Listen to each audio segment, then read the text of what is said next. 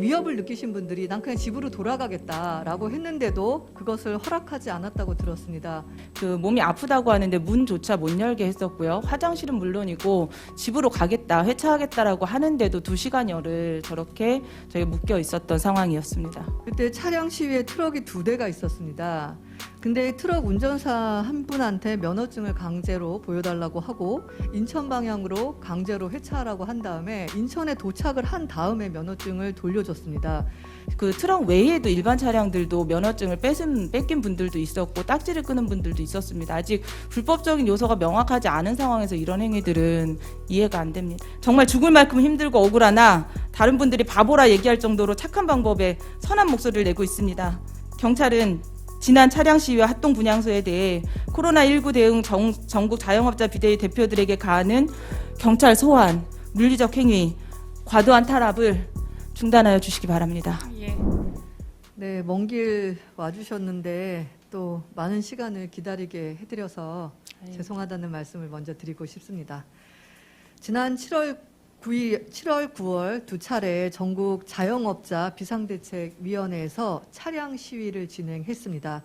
어떤 목소리를 전달하고 싶어서 차량 시위를 하셨습니까? 네, 장기간 19개월입니다.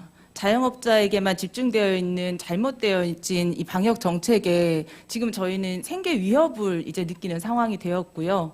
이에 더 이상은 참을 수가 없어 이 목소리를 알리고자 이 시위 진행을 하게 되었고요. 집회나 네네. 1인 시위와 같은 다른 방법도 많았을 텐데 네네네. 굳이 차량 시위를 하신 이유가 있으십니까? 그 차량 시위를 한 이유는 정부도 인정한 그 드라이브스루 방식, 검사 방식 등의 이제 비말 전파가 있지 않은 안전한 방식이라고 생각을 했고요. 시민들의 그러니까 어떤 불편을 덜을 수 있는 자정에 할 수 있는 선한 방식이라고 저희 생각을 했습니다. 네, 그렇게 정부의 방역 조치에 대해서 끝까지 따르시는 협조적인 자세를 취하셨음에도 불구하고 당시 경찰의 과잉 진압이 논란이 되고 있습니다.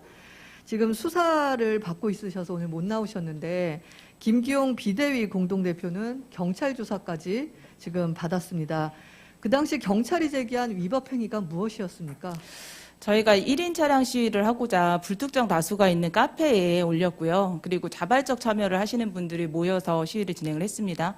그리고 자정 시민 불편을 없게 하기 위해서 자정 시위를 했고 그 시내에서 30km 이내의 서행으로 그리고 비상등만을 켜고 그리고 1인이 1차량을 타고 있는 안전한 시위라고 생각을 하는데요. 이 부분에 대해서 그 도로교통법 위반법 그리고 간염법 예방법 그리고 집시법 위반으로 제기를 했습니다. 아니 그게 왜 3가지 법에 저촉이 됐는지 설명은 들으셨습니까? 저희도 어떻게 접촉이 되는지 알겠습니다. 모르겠습니다. 그건 네. 제가 따로 청장께 질문하도록 하겠습니다. 그런데 이 시위 과정에 지금 이 PPT에도 보이는데요.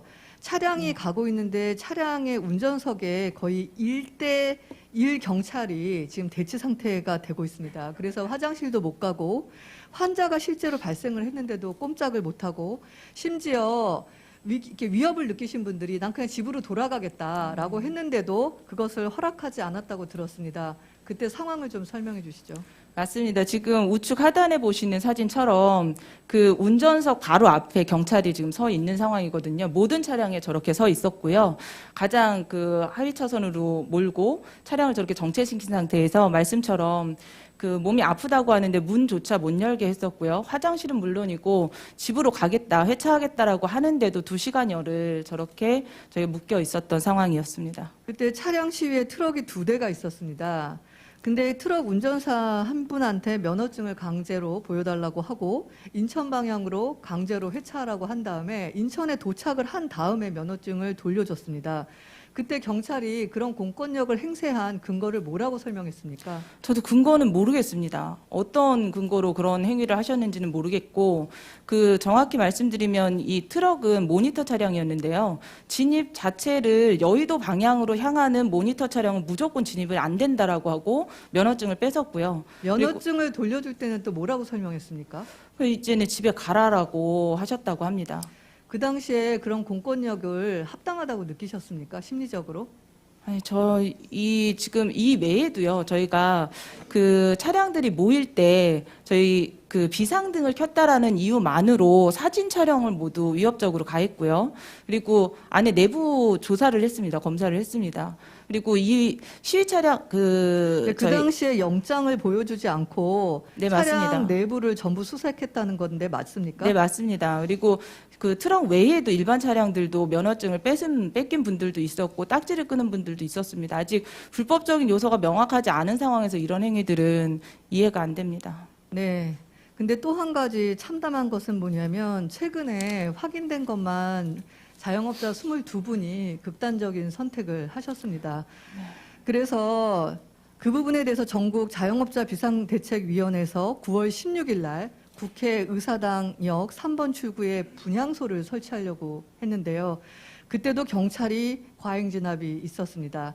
그 이유를 경찰은 문재인 청와대 행정관을 지내시고 박원순 시장 때 정무보좌관을 지낸 영등포 구청장의 요청 사항이었다라고 공문을 저희 의원실에 제시했는데요.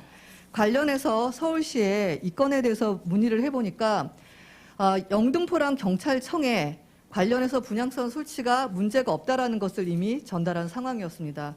따라서 일부 편파적인 정보만을 저희 의원실에 보냈었고요. 그때 어떤 일이 있었냐면 참고인이 경찰 병력 너머에 가방이 있으셔서 그거 가져가겠다고 했더니 그 상황을 녹화하는 채층 경찰이 넘어지면서 김기용 공동대표에게 공무집행 방해죄를 적용했습니다. 이거 무슨 해프닝입니까? 네, 맞습니다. 그 경찰이 띠를 두르고 있는 안에 제 가방이 있었고요. 그래서 가방을 가지고 가져오자 하는데 진입을 막았기 때문에 김기용 대표님이 왜 그 진입을 막냐라고 하는 이제 대치 중에 그 뒤에 계셨던 최준 경찰이 쓰러졌는데 그때 류호정 의원 보좌관이 계셨어요. 분향소를 하나 설치하는데 300명의 경찰이랑 7시간 대치했습니다. 이 과잉 진압에 대해서 어떤 생각을 갖고 계십니까? 저 위원장님과 여기 계신 의원님들께 저 개인적인 질문 하나 드리겠습니다. 그 나라에 전염병이 도는데요. 왜 저만 가게 문을 닫아야 합니까? 제 친구는 회사도 다니고 백화점 쇼핑도 하는데요. 정말로 확진자의 20%가 나오는 자영업자의 시설이 가장 위험하기 때문입니까? 제 시간을 조금만 주시면 제가 준비한 게 있는데 1분만 읽어도 괜찮겠습니까, 위원장님? 네. 국내 코로나 발발 이후로 작년 3월부터 밀접 이용 제한을 시작으로 집합 금지, 집합 제한이라는 행정 조치가 지금까지 19개월간 이어지고 있습니다. 장기간의 집중적인 방역 조치로 지난 7월 집계로 보면 자영업자의 빚은 66조가 넘어갔고요. 그리고 폐업을 하는 업장이 45만 3천 개, 하루에 995개. 의 매장이 매일 문을 닫고 있습니다. 직원을 쓸 수 없어서 1인 사업자로 전환한 사업자가 6만 명이 넘습니다. 그나마 폐업한 사업자는 행복한 사람입니다. 사업자 등록증을 담보로 대출을 받아 시작한 사업자들은 대출을 갚아야 하기 때문에 울며 겨자 먹기로 대출을 갚으면서 연명을 하고 있습니다. 지난달 자영업자의 마지막 선택을 언론에서 다루기 시작했습니다. 이에 제보를 받은 바 2일간에 22분의 자살이 접수되었고 이후로도 저희 1000여 분이 넘는 단톡방에서 매일 소식을 전하고 있고 서로 위로하고 있습니다. 이에 이분들의 넋이라도 위로하고자 합동분향소를 차렸는데요. 이조차 사전 봉쇄를 당했고 7시간 만에 간신히 펴본 천막은 경찰에게 막혀서 그 옆에 맨바닥에 천막 천을 겹쳐서요. 그 일회용 플라스틱 컵에 흙을 담아서 향을 피웠습니다. 이 기나긴 행정명령의 피해로 이 많은 분들이 생을 달리하셨다면 이거는 가해자 측에서 해줬어야 되는 게 아닐까요? 여기까지는 아니더라도 경찰과 지자체의 분향소 설치 탄압과 분향을 오시는 분들께도 일일이 신분 검사를 하는 등 위협적 행동은 이해할 수 없는 부분입니다. 또한 분향소를 집회 시위라고 정의하고 제지한 상황에 대해서도 해명이 있어야 할 것이라고 생각합니다. 현재 자영업자 비대위 김기용 대표에게 집시법으로 2건, 공무집행 방해로 1건 지속 가중이 되고 있고요. 집시법으로 부산에 계신 대표 한 분 1건, 그리고 경남에 계신 대표 1건, 경찰 소환 조사 받은 바 있습니다. 설명드린 대로 평화적 목소리를 내기 위해서 노력한 대가입니다. 정말 죽을 만큼 힘들고 억울하나 다른 분들이 바보라 얘기할 정도로 착한 방법에 선한 목소리를 내고 있습니다. 다른 시위들 분향소와 비교해봐도 차별받고 있음이 분명합니다. 경찰은 지난 차량 시위와 합동 분향소에 대해 코로나19 대응 전국 자영업자 비대위 대표들에게 가하는 경찰 소환, 물리적 행위, 과도한 탄압을 중단하여 주시기 바랍니다. 예.